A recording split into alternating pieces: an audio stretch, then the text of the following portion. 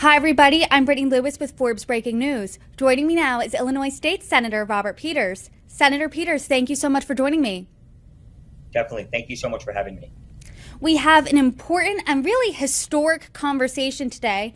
Earlier this month, Illinois became the first state to end the use of cash bail. You've been a longtime proponent of this move. Can you first tell us why? Yeah, so I started doing this work with a coalition about 7 years ago.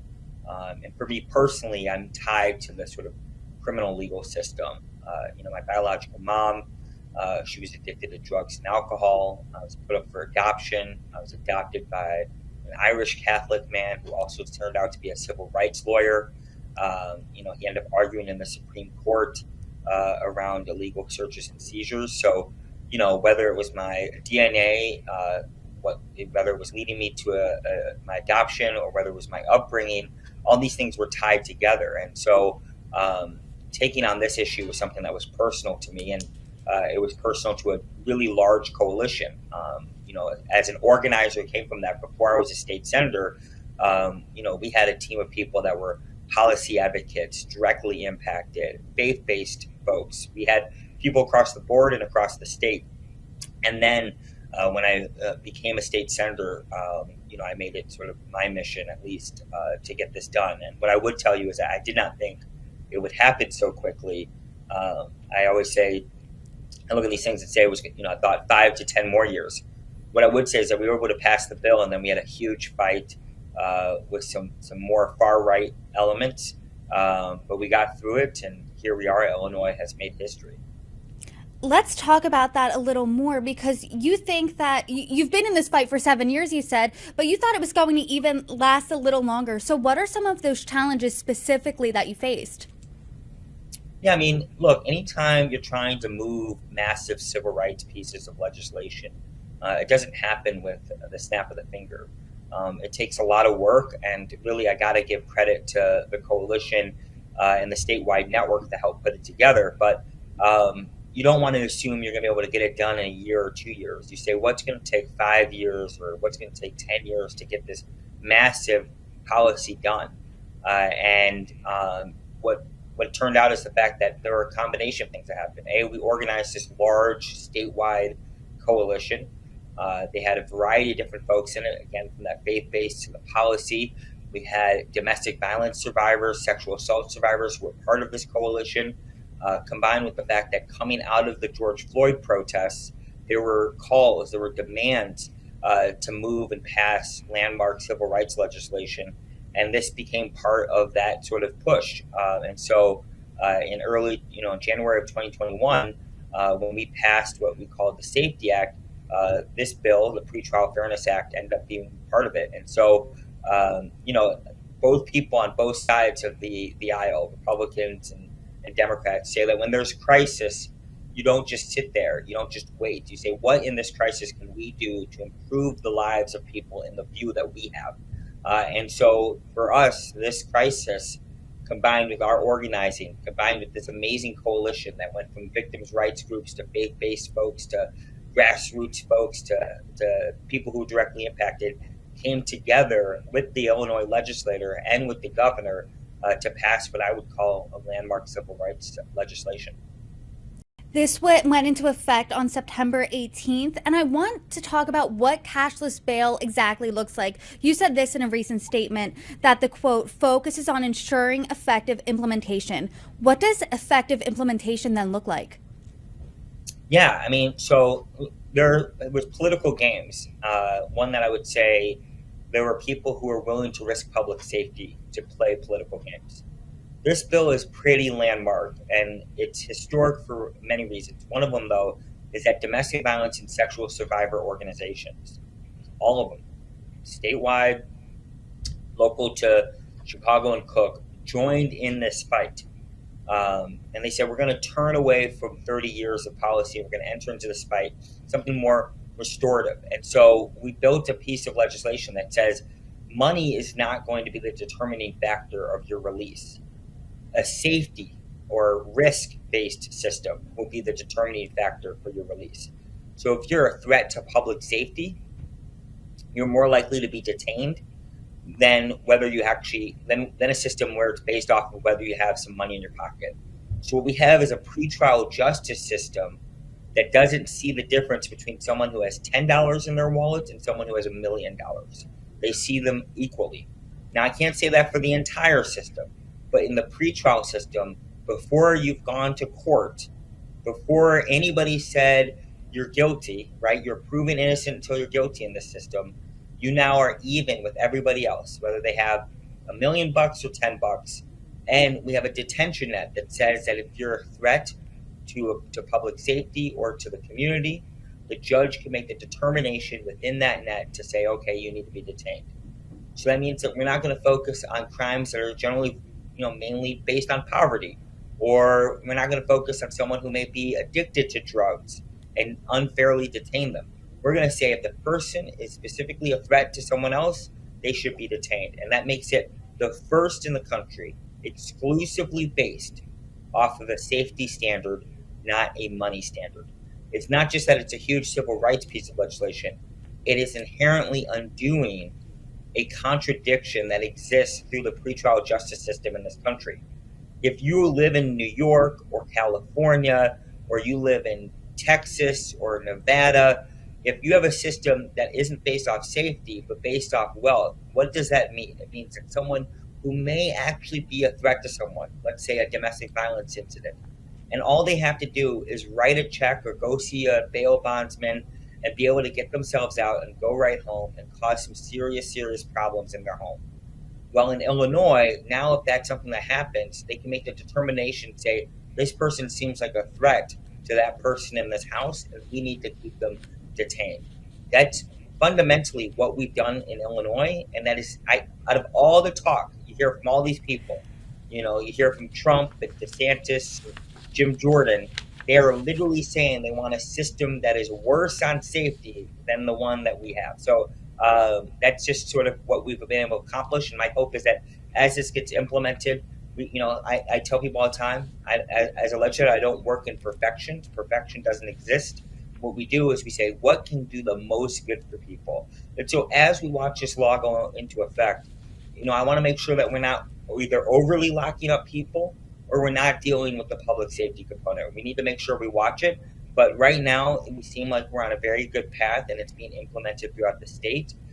Whether it's someone's in Madison County, which is in southern Illinois, or Cook County, where Chicago is located, it seems like state's attorneys, judges, sheriffs, and public defenders are all doing what they need to do to implement this law. I want to talk about that point a little bit more because I think that's what is getting lost in this conversation. Opponents of this are saying there's going to be violent criminals released onto the streets. You're saying that's not necessarily the case. I want to get your reaction from a response from House Republican leader Tony McCombie. And she said this in a statement: the end of cash bail means the legal deck is stacked against the victim and community in favor of the criminal. This law makes it more difficult for police officers and prosecutors to keep our communities safe by ensuring offenders in most cases can walk free shortly after committing a heinous offense. So what do you say to those people, largely Republicans, who say that this is going to make communities less safe?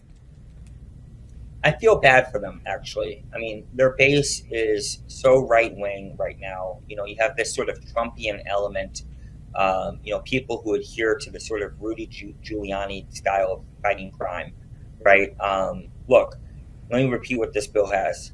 Every victims' rights group, every major victims' rights group, statewide and also regional, including domestic violence survivors and sexual assault survivors, helped draft and write this bill. And if you watch the implementation press conference, they were right there front and center.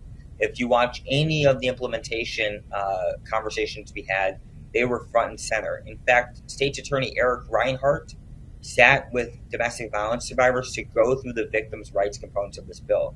She's literally leaning on a talking point around victims because she has nothing else to do. But let me repeat, this is a victims' rights-centered bill, and these opponents are literally against victims' rights groups. They're against the Illinois Coalition Against Domestic Violence.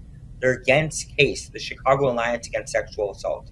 They're against the Network Against Domestic Violence. They're literally against people who have to deal with survivors every day, all so they can appeal to their right-wing base. I feel bad for them.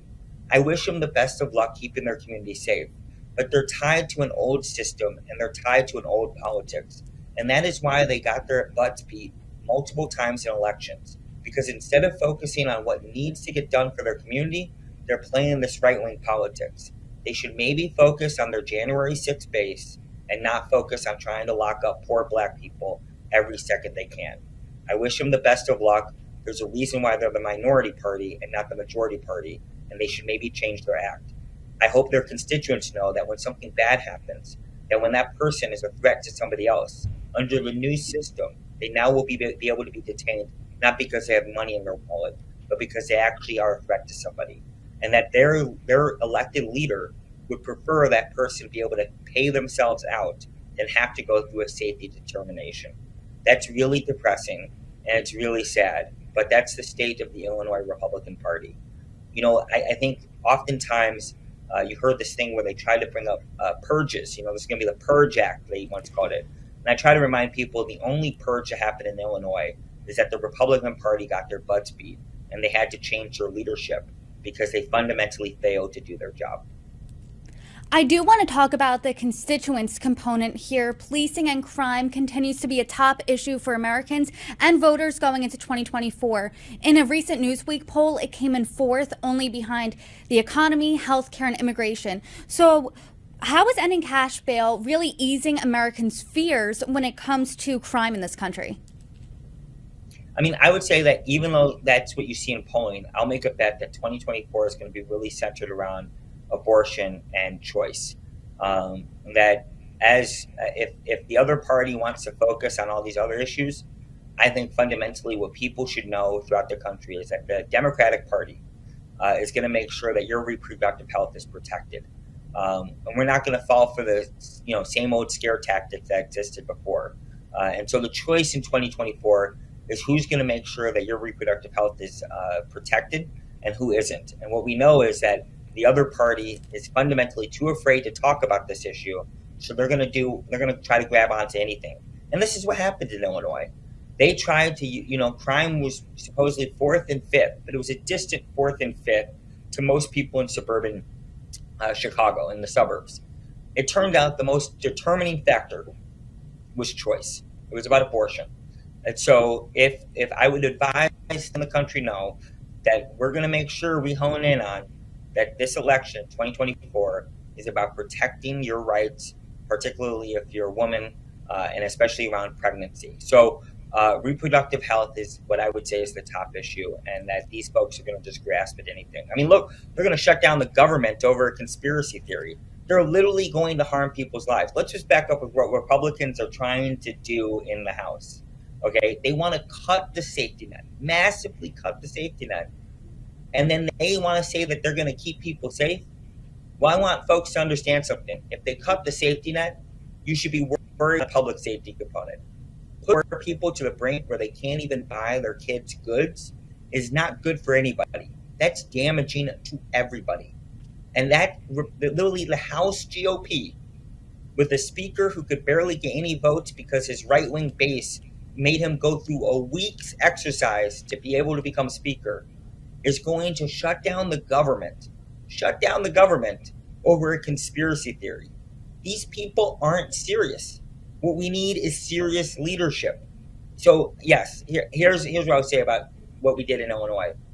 We're the only state that has a risk-based system for pretrial detention. The only state. The state that you live in, if you don't live in Illinois, the state that you live in says that if you have enough money, you can be free. Nothing based off safety. And what I will say is that you're going to see people, like Jim Jordan. We had a Congressman Jim Jordan here in Illinois yesterday, to talk about crime. That's the same Jim Jordan who telling people, you got to care about victims. Well, when he was assistant wrestling coach at Ohio State, he was accused of, knowing about sexual assault and harassment by a wrestling coach, and said nothing and did nothing. And then he set up a website to defend himself and literally undermine victims of a heinous crime. Jim Jordan has no right talking about supporting victims, because he's literally hiding it so he can maintain his power. I think people like him, people like McCarthy, all these folks should just get back to doing the jobs that they were elected to do and running our government smoothly instead of playing for some weird right-wing base and a bunch of conspiracy theories. If we want to talk about safety, the other side of the aisle has been a fundamental failure year after year, and they keep trying to promise us something, but it turns out it's just snake oil. I'm not in the business of snake oil. I live in a community where I always have to be concerned about safety. There are people who get shot in my backyard. I need to worry about whether the gun manufacturing industry is giving these people money instead of protecting our community. That's my focus. Public safety first, public safety for all, and making sure that no matter what zip code you live in, you have that. Whether you're rich, you're poor, you're middle class, you have safety, you have comfort, and you have dignity. That's what we should do as a country. And I'll end on my little rant here and just say this. We are the richest country in the world. I used to not be able to travel to a lot of places when I was younger, and especially not in my 20s. But recently I've been able to go to places. I've been able to go to Seoul. I've been able to go to Tokyo, Dublin, London, Amsterdam. What I love is that when I walk down the street, I don't need to be worried about a mass shooting. I don't need to worry about being harassed. What we can have is the safety that they have in these other countries and these other cities. We are the richest country in the world. We are much richer than what's going on in England. And it is embarrassing that we have somehow told ourselves we can't do anything about it. We can. It can happen, both at the federal government, at the local government, at the state government. We can make this happen. We have to make it happen. No excuses, no blaming the individual. We as a system must shift that boat. It's like the big boat. You have to turn it. You have to turn it. And so as we turn it, slowly but surely, we can ensure that people have safety. But what we won't do is have people who play games, just use tired talking points and then think they can shut down the government. Senator Peters, I really hear how passionate you are about this issue, and Illinois really is making history here, ending the cash bail system in the entire state. So the nation's eyes really are on you, you and your state leading the forefront of this issue. So when Americans ask you point blank, will abolishing cash bail make us a safer country? What's your answer then to that? Yes, we're moving away from a system based off of wealth to a system based off of risk. That's going to make you safer. And if you're a domestic violence survivor or a sexual assault survivor, we move to a system that says if someone in your home is abusive or accused of being abusive, they have to be detained and prove that they aren't abusive to go home. That is a fundamental shift for the system and one built on safety. And my final question to you then is, what do you think is missing from the national conversation then when it comes to bail reform in general in this country? Yeah, I think what we have is a combination of things. We have Republicans who sort of stick to this old Rudy Giuliani playbook that we saw in the 90s, right? It's sort of obsessively repeating the exact same talking point, ignoring the facts. You saw it. A Republican in my state spoke about victims, even though we have a bill that is victims' rights group centered. So we have that happening. And then on the other part, we have some Democrats who are, to be honest with you, cowards. They're scared. Instead of actually pushing things forward, they're so nervous about a relatively few right-wing Republicans that they try to hedge. And so what I say to folks is that in this partisan issue, you can't stand with January 6th Republicans who are going to be bad on this issue. We have to fundamentally shift how we do public safety in this country. And so whether you live in a rural town where you might face extreme violence and nobody tells your story, that's one of the key things about violence in rural towns. Your story is often erased, right? It is literally, people use it as a talking point and then they walk away. So whether you live in a rural town where your story is often erased, or you live in a big city where there's so much racism being thrown around when it comes to violence, you have a right to demand that there be a change that doesn't rely on the old tactics of yesterday. You have a right to say we should feel as safe as they do in London, that they do in Dublin, that they do in Amsterdam, that they do in Seoul and Tokyo, because I live in the richest country in the world. Give me the healthcare I need. Give me a good job. Give me good housing. Give me a good life, because it is very much possible, and it shouldn't be something left to the few. That is public safety for all. That's a demand to make. And that if your Democratic leader starts engaging with right-wing talking points, let them have it.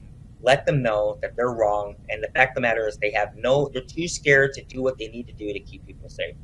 But that's my little rant on that. I think this is a bipartisan issue. I think that Republicans sort of swim in what I would say heinous and dangerous waters, and I really wish they didn't. And I think that too many Democrats are too scared to actually call that out. Illinois State Senator Robert Peters, thank you so much for joining me. An important conversation. You're welcome back anytime. Definitely. Thank you so much for having me.